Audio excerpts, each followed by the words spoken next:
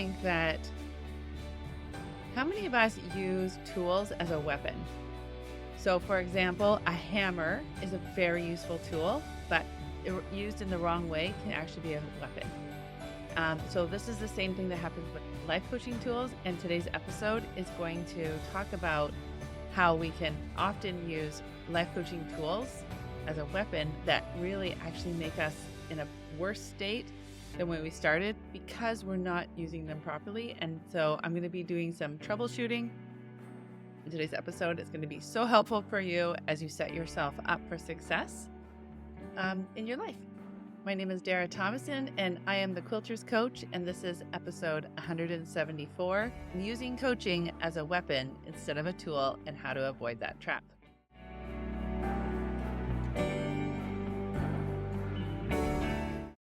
All right, so if you've been listening to my podcast, which this is 174, how fun is that? I talk about tools. Last week, we talked about using neuroscience and using the tool of our brain not knowing the difference between something imaginary and something reality. The week before that, we talked about math versus drama as a tool. So there's lots of tools I talk about on this podcast, and they're really, really helpful. But just like I gave the example of the hammer, if used improperly, it could actually do a lot of damage. And in fact, I have this adorable story. When my kids were little, we've done a lot of house flipping. I don't know if you know that about me, but we were in one house, and my oldest son was about 5. And he was in kindergarten. And my husband thought it would be really fun to get him interacting as we're doing this demolition of this one wall. So my husband drew an X on the wall and said, "Okay, honey, you can smash this part." And it was so adorable. My son had his hammer and he was just so excited. So he goes and he knocks out 3 of these X's. And then you see him a little bit later and he has a pencil in his hand and he starts drawing X's on the wall. We're like, no, no, no. We're not doing that to all the walls. It was so funny.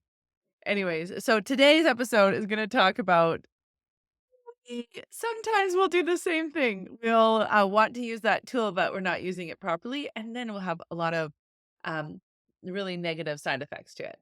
But before we go into the meat of the episode, I always love to share what's happening in the lives of the members because of the tools they have and how the ripple effects have that.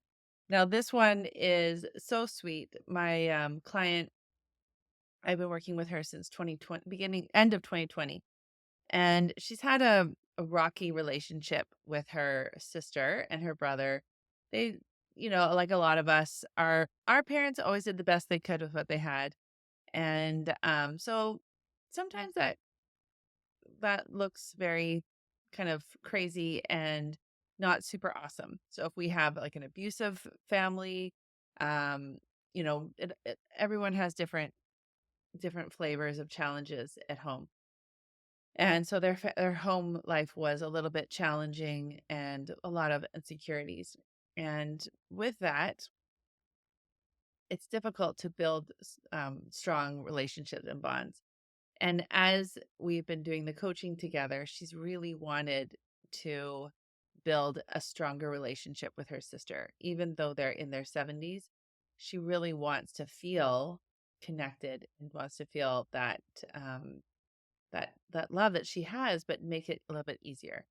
And so it was her birthday recently, and she just sat on the phone with her sister and just realized how much they get along, how much love that she feels for her. And even when her sister does those weird things that totally, she's like, "Oh, that's kind of weird."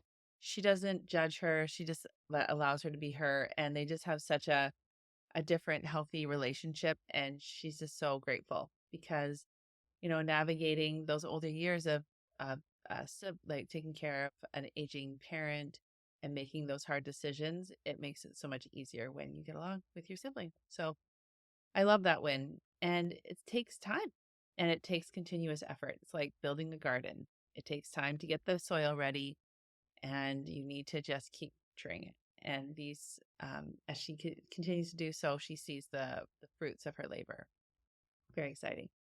Okay, so this episode is actually inspired by one of my clients. And I was just talking to her and I asked how things were going. And she said, to be honest, I'm disappointed. I'm disappointed that I haven't made more progress. And then she said something that was really interesting to me. And I thought it's fascinating how our brains feel like we need to be a certain way to get results. So she said in her response, I want to lose weight to prove to myself that I can do it. I'm not a failure and I never will be. And then I asked, what do you have to prove? And she said that I can lose the amount of weight that I want, that I can achieve the goal that I set for myself, which is totally awesome. I'm all for making goals. I'm all for let's go for it. And then I asked, I wonder what would happen if you took the pressure off. And she said, if I took the pressure off, I would never achieve the goal and would be a failure at weight loss. I would never figure out what works for my body and heal my body. That I don't love myself enough to lose the weight. So I don't know if you heard this. And when in her response, she says, if I took the pressure off, I would never achieve the goal and I would be a failure. And so this episode is going to be focusing on this concept of pressure. So think about diet mentality. So diet mentality is I have to lose weight to be better. And so with a diet, you go to some expert who says, do this, do that, do this, do that. And now you are at their mercy of them telling you what to do for you to get results. And, a lot of us can use willpower to a certain extent. But so now you're using pressure of you better do this. Like people are going to look at you. Who do you think you are? Like all the super negative self-talk. Pressure, pressure, pressure. If you don't do this, you will look terrible in pictures or people won't like you or whatever your flavor is, but some version of you're not good enough and you have to prove that you are. So now you're in this cycle of saying, I have to change in order to be better. And if I don't change, then I am not better. Now, this is all on faulty ground because your worth as a person has absolutely nothing to do with how much you weigh. Absolutely nothing.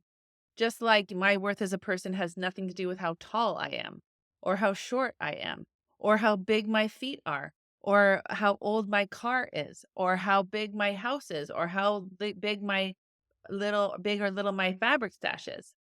Has how many kids I have, or if I don't have kids, or my marital status. None of those things impact my worth as a human because my worth as a human has already been decided. So when you think that you have to look a certain way for you to be worthy or an acceptable human, you are operating on a false belief. And so when you think about a false belief, I think of a rocky foundation. So if a storm comes, so like with a diet, like if, the kids don't get to come home for the holidays, or if, the stock market crashes, or like there's a big tornado or, something disrupts your life and you can't keep using willpower to lose weight, or you start emotionally eating again, or whatever that is, now you're back to even more pressure. I'm not good enough. Something's wrong with me. So so the thing is, when she said, I'm okay, if I took the pressure off, I would never achieve the goal and I would be a failure, lose weight. Then she said, I would never figure out what works for my body and heal my body, that I don't love myself enough to lose the weight. This was crucial because I talk about loving yourself. And my story is I lost 30 pounds. I was really learning to like love and accept and embrace all the things. and I was super happy with the 30 pounds down. And then I lost another 20 pounds without intention. And because I was loving myself unconditionally. But when she said it, that I don't love myself enough to lose weight, there again is a condition.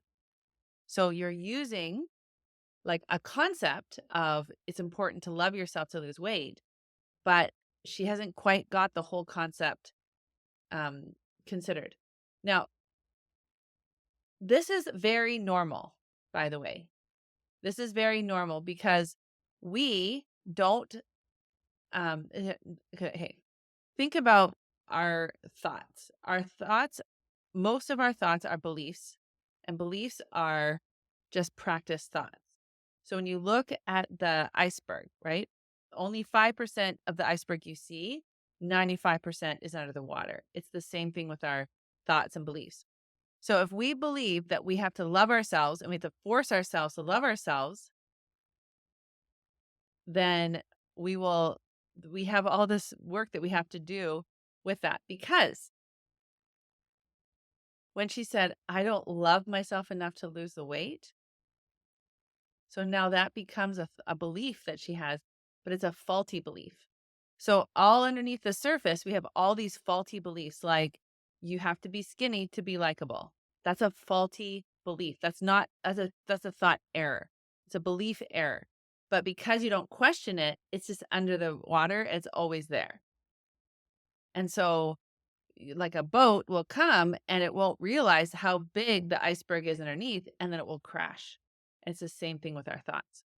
So now she's putting more pressure and stress on herself, thinking now she doesn't truly love herself. And so now we have the pressure is building. She cracks and then uses the chocolate or the snacking to give her some self love, which isn't true love. What true love is, hey, I hear you. I have compassion. I have understanding. I see you're struggling. What can I do to help you? I see we fell down this old thought pattern that's actually not true. So in our group call yesterday, well, I'm recording this.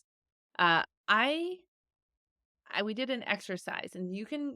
These are the kinds of things we do inside the membership. So I had the members write down everything that they like their favorite emotions. What are your most favorite emotions and what are your least favorite emotions? So if you want to put this on pause, you can do that. And then I had them look at really look at those least favorite emotions. And we worked through some of those. And then I asked them to write down what are the things that we need to survive and what are the things that we want. So we really got clear between the difference between needs and wants.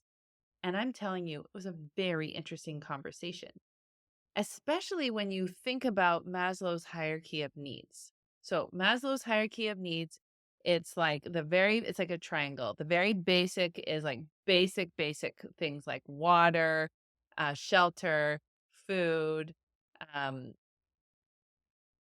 those things. And then we move up the scale to eventually at the very tip is self actualization.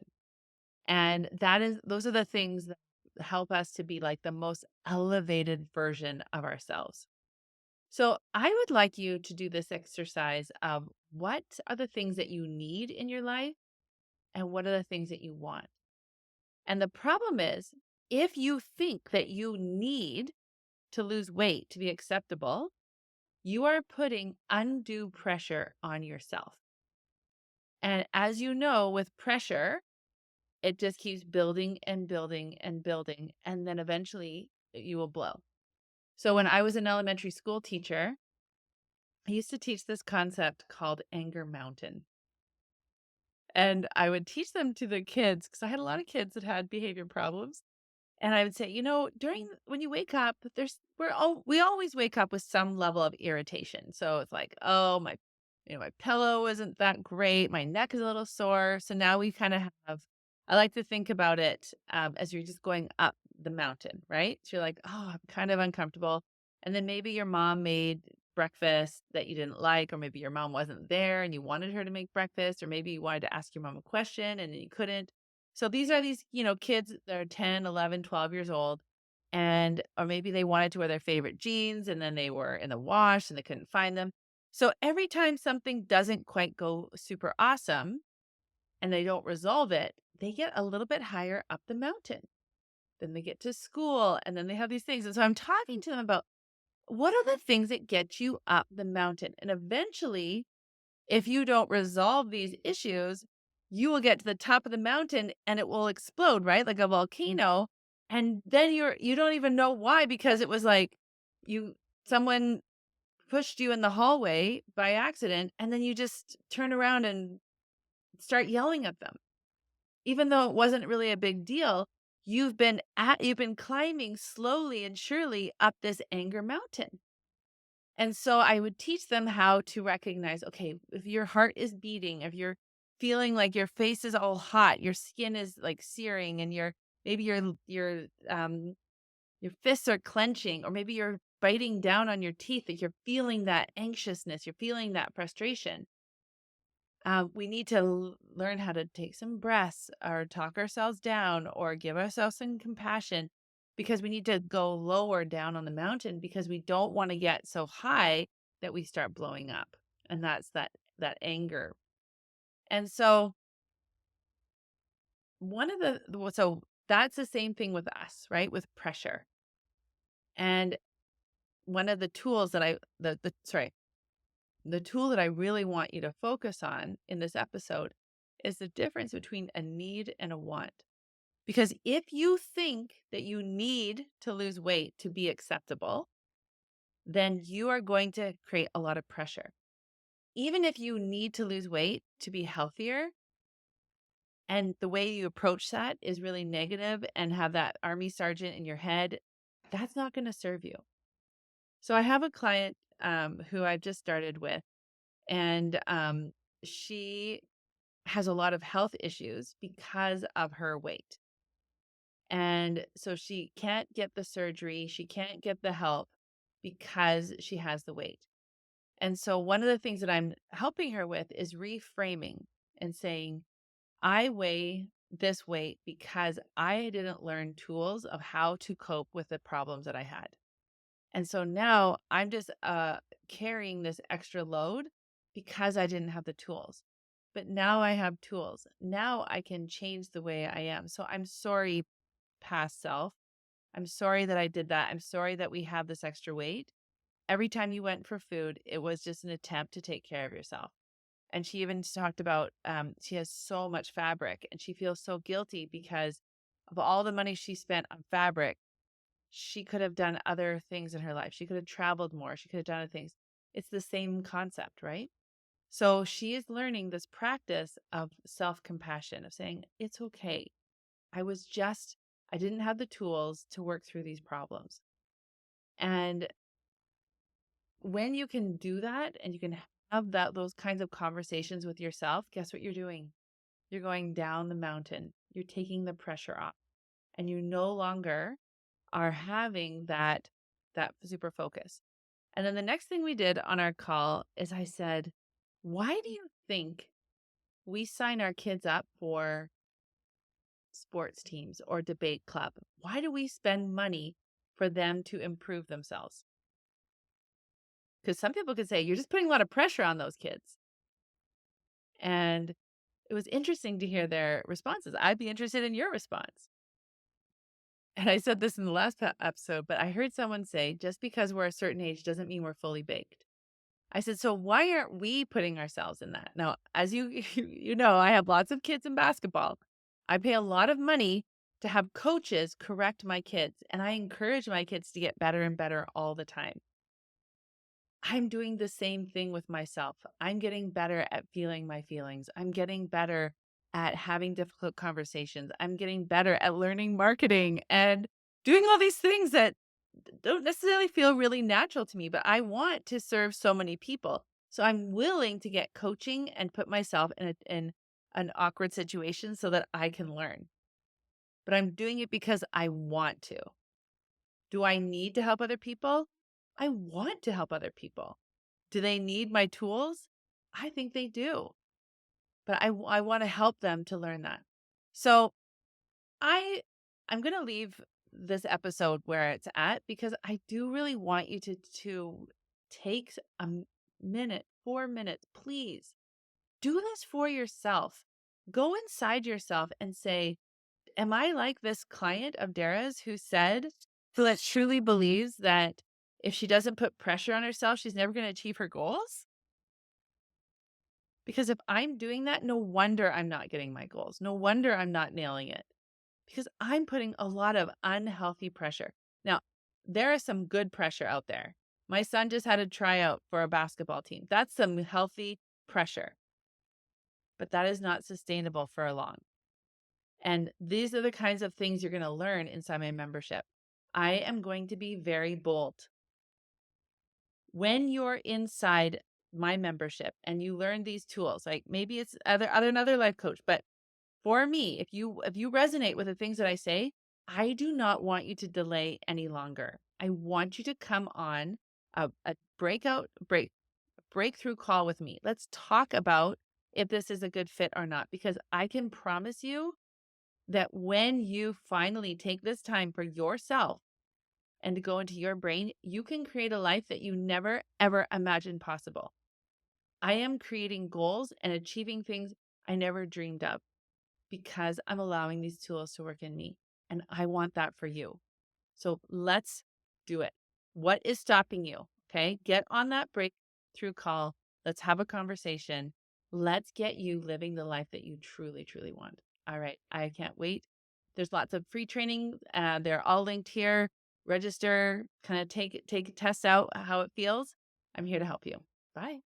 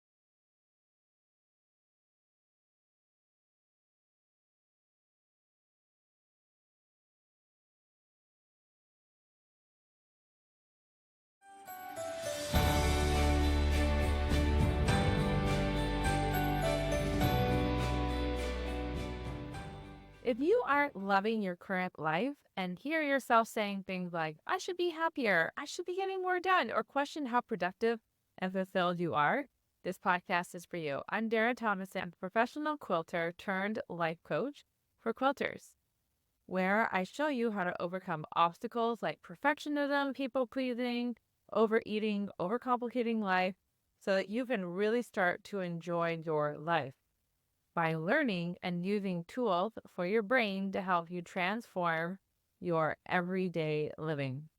Are you ready to make these changes? I'm ready to help. Let's start your transformation one UFO at a time.